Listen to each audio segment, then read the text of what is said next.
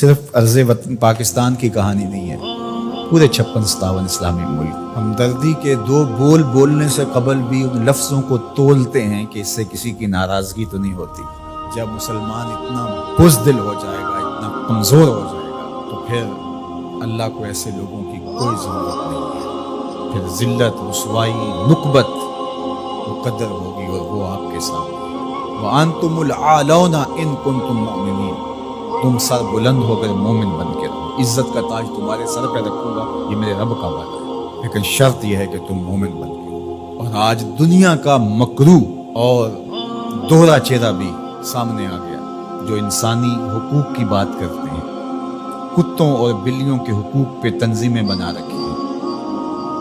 آج بلکتے بچے، یہ ایک تصویر دیکھی نہیں جاتی کہ ایک حاملہ عورت کٹ جاتی ہے تو اس کے پیٹ سے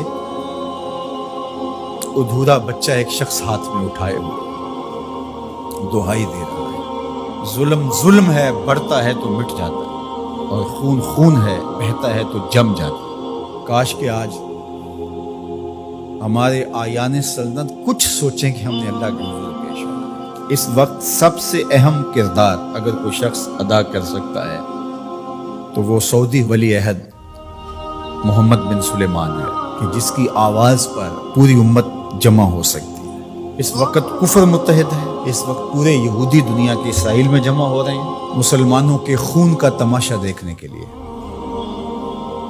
اور 56-57 اسلامی ملک ان کو پرواہ ہی نہیں ہے۔ اس وقت کیا کیفیت ہوتی ہے جب ان کے بچے آواز دیتے ہیں، این انتم یا جنود المسلمین، اے مسلمانوں کے لشکروں کہاں ہو تم؟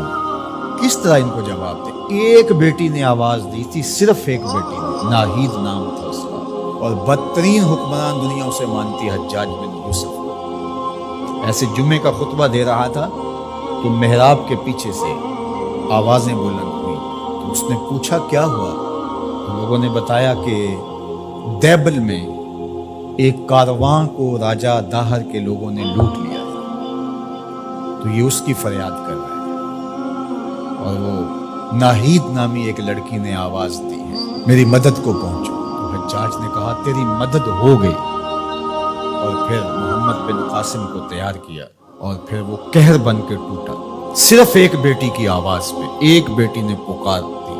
آج کتنی بیٹیاں ہیں، کتنے بچے ہیں، آج وہ نام لے لے کے آوازیں دے رہے ہیں، لیکن ہے کہ کسی کی زندگی کا لف و نشر غیر مرتب ہو، کسی کی نیند میں خلل آ جائے، کسی کے عیش و عشرت میں، کسی کے طرز زندگی میں فرق پڑ جائے۔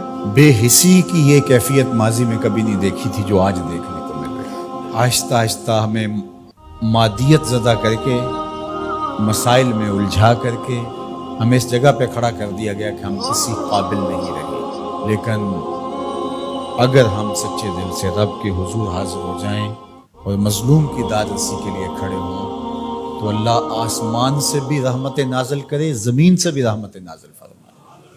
اللہ آسانیاں کرے اور فلسطینیوں کو کامل فتح یاب فرمائے، اور اللہ اس امت کو کھویا ہوا وقار دے، اور 56 اسلامی ممالک کو غیرت مند حکمران عطا فرمائے، اور اپنی خاص کرم نوازیاں اللہ میرے وطن اور تمام بلاد اسلامیہ کے شامل حال فرمائے۔